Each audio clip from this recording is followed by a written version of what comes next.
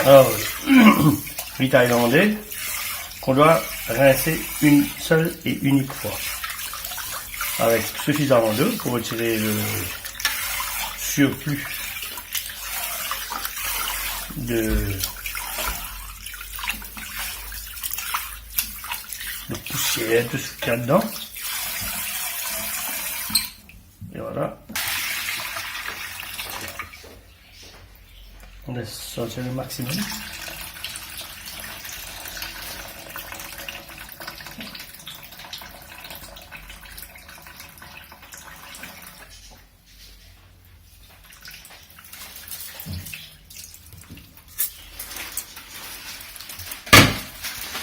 Comme j'ai mis une mesure de riz, je mets une mesure d'eau remplie plus 3/4.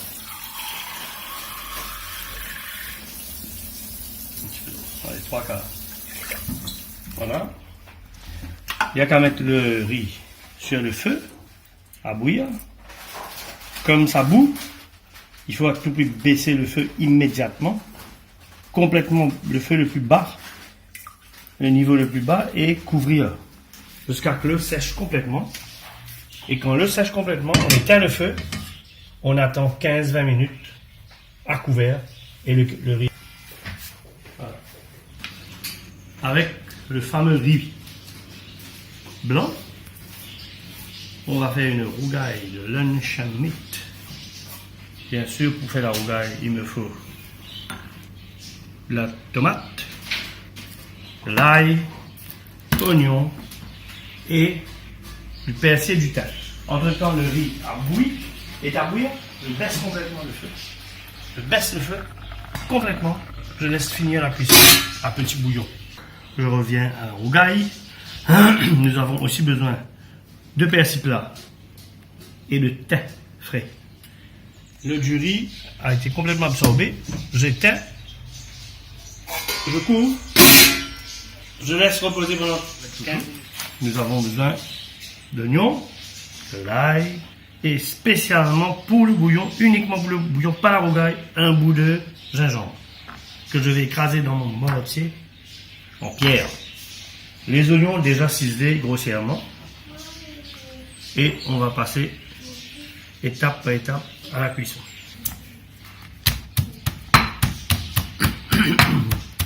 J'écrase mon ail dégermé bien sûr. Petit à petit, j'incorpore l'ail dans le mortier avec un petit peu de sel pour que ça s'écrase plus facilement.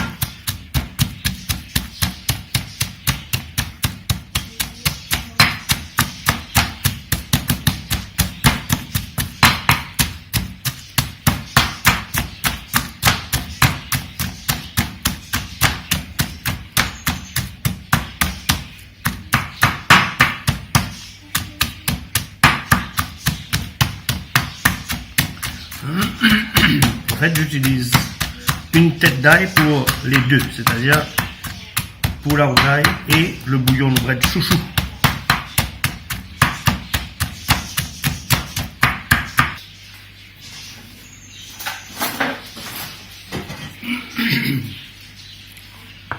Comme vous pouvez voir, c'est devenu une pâte. Alors, j'enlève une bonne grosse cuillère à café bien remplie. Même un peu plus, même dans dire une cuillère et demie à café bien rempli. J'ajoute mon bout de gingembre que j'écrase avec ce qui reste comme ail. Ça, c'est pour le bouillon de chouchou, bret de chouchou. Ici, la couleur est différente, comme vous voyez, un peu plus foncée, comparativement que l'ail pur. C'est le gingembre qui donne cette couleur-là. Ça, on réserve pour le bouillon. Nous allons aussi faire une fricassée de lentilles corail, comme on appelle lentilles corail. Ici, certains Mauriciens appellent lentilles rouges, certains appellent lentilles roses. Mais c'est de lentilles corail, en fait, qu'on va rincer et on va roussir aussi avec les oignons, etc. Les lentilles doivent être bien lavées plusieurs fois, à plusieurs reprises, parce qu'il y a de la poussière, sinon ça aura un drôle de goût, un goût poussiéreux. C'est un produit qu'on importe. C'est un produit local. Tandis que les breads, c'est local. Le lunch and meat.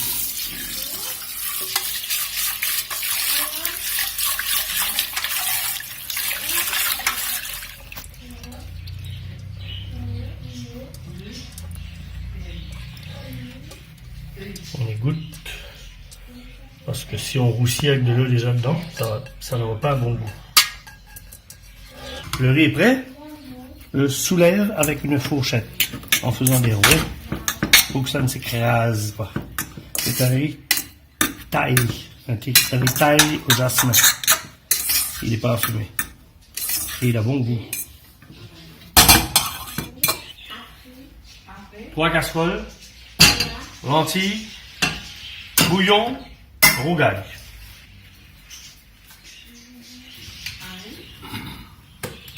On met de l'huile de tournesol.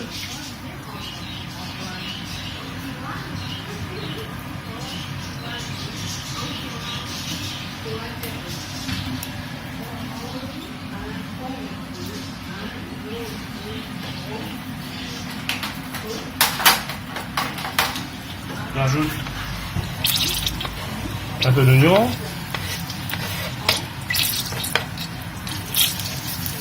Un peu d'oignon ici aussi. C'est même pas mal d'oignon. Et un peu moins ici. Alors, donc ce qui reste, je partage ça et ça. On fait rôtir, on fait rôtir, on fait rôtir.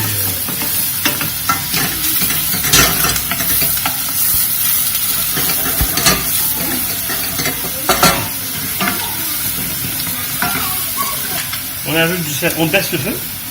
On baisse le feu pour que ça ne brûle pas. On ajoute un peu de sel dans chaque récipient pour que les oignons meurent à la cuisson.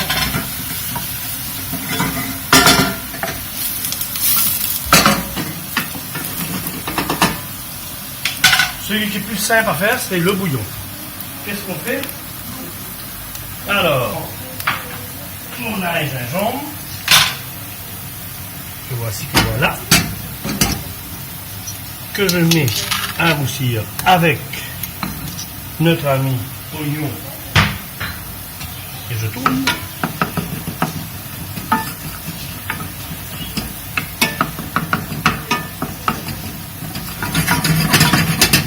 Voilà. Il ne faut pas laisser brûler, bien sûr. Et j'ajoute mon œuf. Suffisamment d'eau pour que les breads cuisent.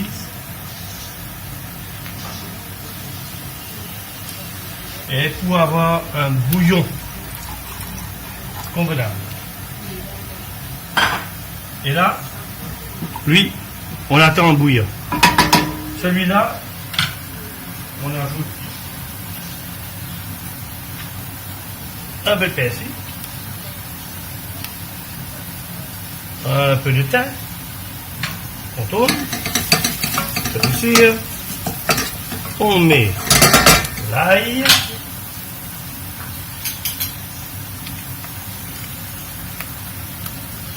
Voilà. On fait roussir également.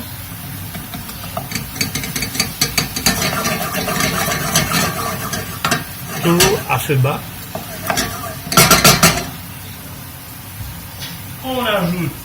On ajoute les lentilles corail, lentilles roses ou rouges, ça dépend des gens.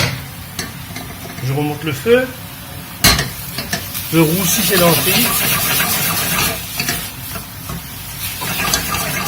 Et ne jamais mettre du sel pendant que ça roussit. Quand ça va changer de texture, ça va se voir. Parce que si on met du sel, ça prend beaucoup de temps à cuire. Le sel empêche les grains en général, je sais tout ça, c'est gentil, à cuire vite. Ça fait durcir la pellicule qui se trouve sur le grain. Alors on le laisse un peu comme ça. Certains aiment, certains n'aiment pas. Moi j'aime pas trop mettre de la tomate dedans. Certaines personnes ajoutent de la tomate blanc pour faire Moitié-moitié, j'ajoute un petit peu de tomate.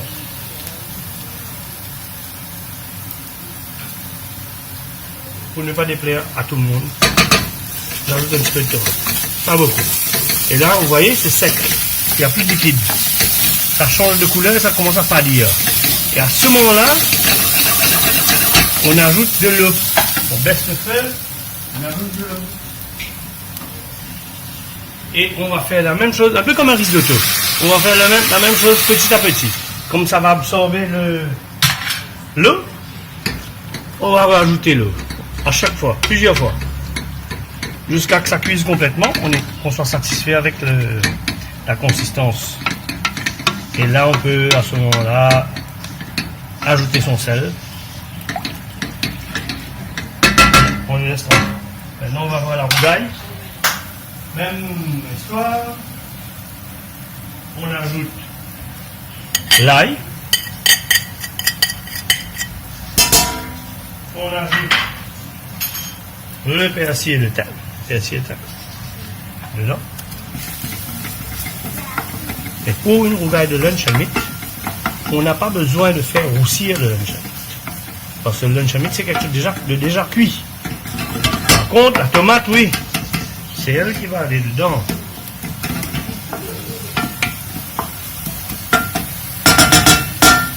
Voilà. Je mets la tomate. Ah bon, allez, on y va. On met tout. On est en hiver, il vaut mieux prendre de la tomate en boîte. Parce que la tomate, c'est un fruit légume d'été.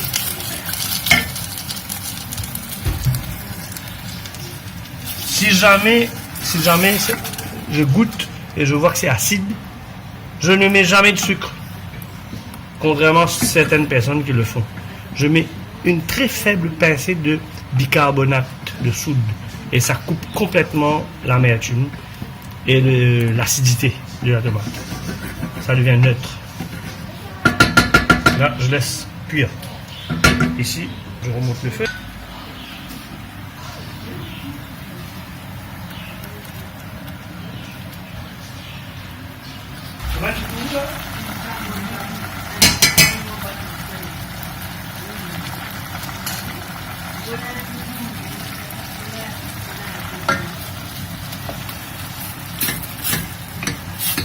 Ça commence à changer de couleur et changer de texture. Il faut laisser cette eau-là complètement dessécher pour ajouter une autre dose d'eau. Et c'est comme ça que ça cuit en crème. Comme on l'aime. Alors, les brettes chouchou triées. Petite feuille, cœur, petit bâton tendre. Ça entre dans le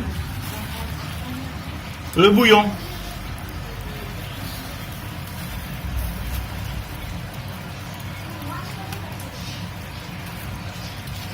Et ne jamais couvrir. Si on couvre, ça devient foncé, ça devient une vilaine couleur. Ça doit rester vert. Pour que ça reste vert, il faut laisser ça à découvert.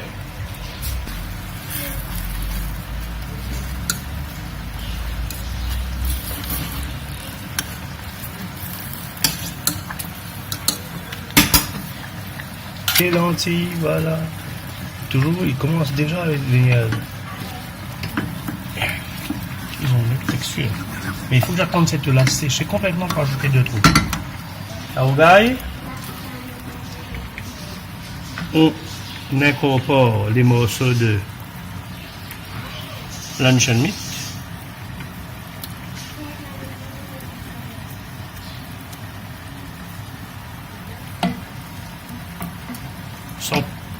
Sans les écraser. Faites attention de ne pas les écraser. Sinon, ça sera une pâte. Et on laisse cuire à petit feu. Et moi, personnellement, ce que je fais, j'ajoute un peu d'huile d'olive vers la fin de la cuisson pour donner un goût un peu spécial. Voilà. Et ça commence à bien cuire en crème. On ajoute la seconde fois encore un peu d'eau. Pas trop. On a monté le feu. On laisse rebouillir, on gratte le rebord, ça ne sèche pas, caille pas autour. Ah, voilà,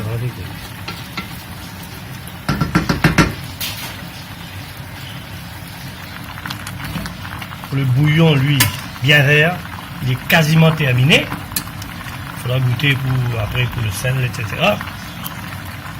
Mais presque terminé. Petite rougaille. Voyons voir qu'est-ce qui se passe dedans.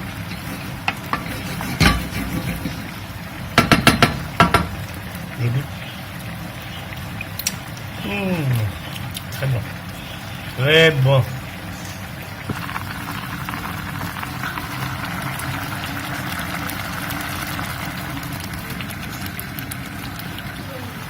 J'ajoute un filet d'huile d'olive pour le goût et la douceur.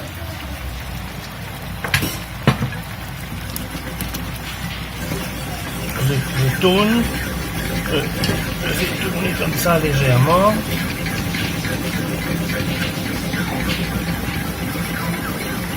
Et voilà, rougaille, c'est fait. Pour savoir si les breads sont cuits, on prend un bâton et on goûte. Alors, il manque un peu de sel. Ajoute un peu de sel, pas trop.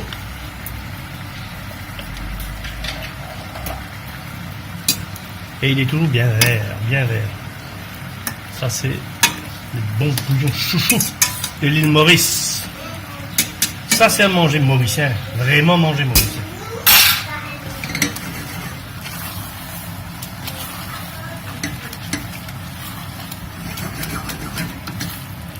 Comme ça, la texture a complètement changé. Les grains sont presque cuits.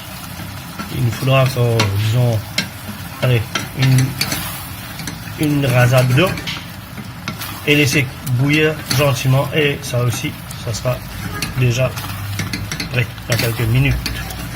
Pourquoi je fais ça? Ça se dessèche complètement, ça se dessèche. C'est ça qui fait que ça devient en pâte.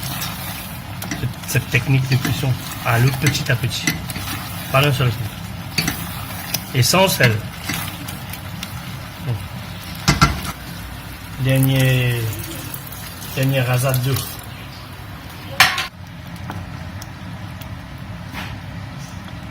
Après une douzaine de minutes de cuisson, et voilà, le travail, c'est cuit. C'est cuit et c'est cuit en pâte. Il n'y a plus des gros grains ronds, etc. C'est devenu une crème. Et là, à ce moment-là, qu'est-ce qu'on fait? On goûte. Pas même nécessaire de mettre du sel. Pas nécessaire. Voilà. Voilà, il n'y a qu'à déguster. Riz, lentilles, fricassé de lentilles, royal lunch and meat, bouillon bread chouchou. Ça, c'est l'île Maurice.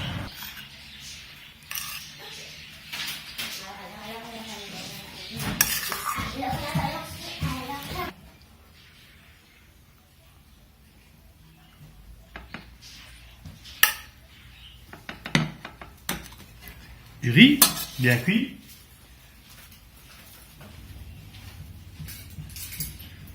Filme ça, regarde comme ça caille. Vous voyez comme c'est un peu caillé dessus, là, ça c'est caille, regardez. Ça, là on sait que c'est cuit, c'est correct. Donc, c'est pas une eau, c'est une crème. Il faut pas que ce soit une eau, il faut que ce soit une crème consistante. Donc, du riz, les lentilles,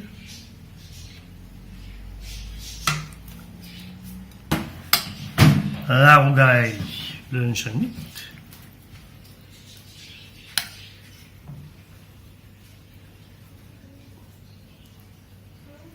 la sauce épaisse, toujours pas une eau, parce que nous avons un bouillon à mettre dans ce plat. Donc, il ne faut pas que la rougaille soit une eau. Donc, on va essayer les breads.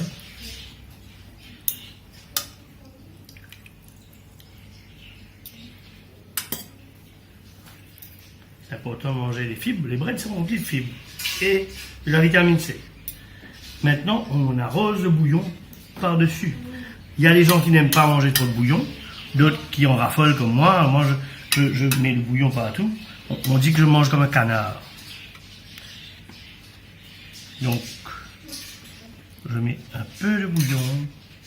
La personne peut se resservir comme elle veut, à sa guise.